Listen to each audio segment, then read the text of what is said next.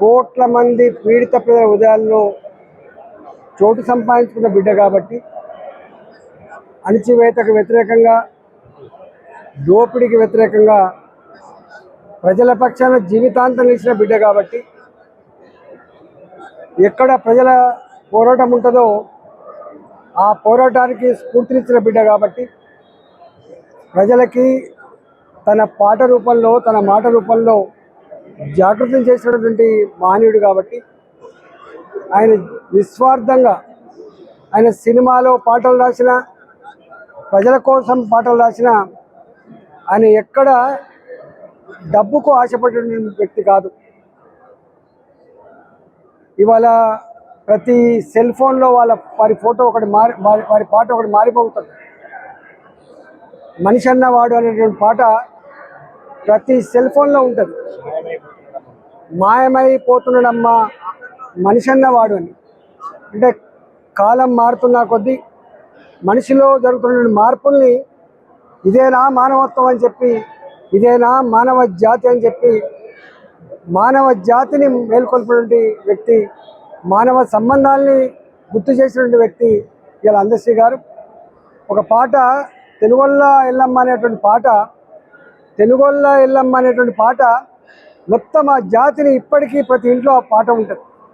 అంటే ఏ పాట రాసినా, ఏ పదం రాసినా కూడా దాంట్లో ఒక అర్థం, దాంట్లో ఒక చైతన్యం, దాంట్లో ఒక స్ఫూర్తి కలిగినటువంటి స్ఫూర్తినిచ్చిన మానవుడు కాబట్టి నేను ముఖ్యమంత్రి గారిని కోరుతా ఉన్నా.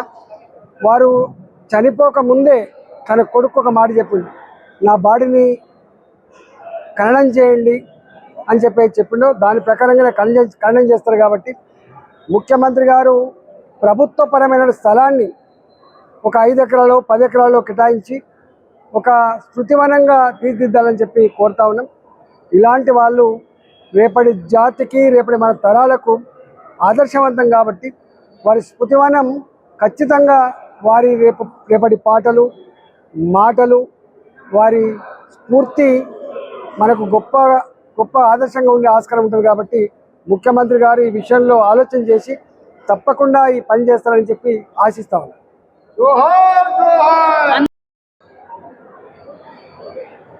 వరంగల్ జిల్లాలో పుట్టి పేదరికాన్ని తనివితీరు అనుభవించినటువంటి, ప్రజల ఆకలిని, దుఃఖాన్ని స్వయంగా చూసినటువంటి అందశ్రీ, ఆయన చదువు రాకపోయినా ఆయన మెదడే ఒక చిప్ లాగా, ఆయన సాహిత్యానికంటే ఎక్కువ కూడా ప్రజల జీవితాలతో మమేకమైనటువంటి వ్యక్తిగా, వాళ్ళ బాధల్ని తనితురు చూసిన వ్యక్తిగా వాళ్ళ మీదనే పాటలు రాసి ఇవాళ ప్రతి పాటలో ఒక అర్థం, ప్రతి పాటలో ప్రజల జీవిత విధానాన్ని ఆవిష్కరించిన మహనీయుడు అందశ్రీ గారు. అందశ్రీ గారితో మాకు ఒక 25 సంవత్సరాల దగ్గరి పరిచయం. తెలంగాణ ఉద్యమంలో ఆయన రాసిన పాటలు యావత్ తెలంగాణ సమాజాన్ని తట్టి లేపింది, కార్యోన్ముఖులు చేసింది, మాలాంటి వాళ్ళకు స్ఫూర్తినిచ్చింది.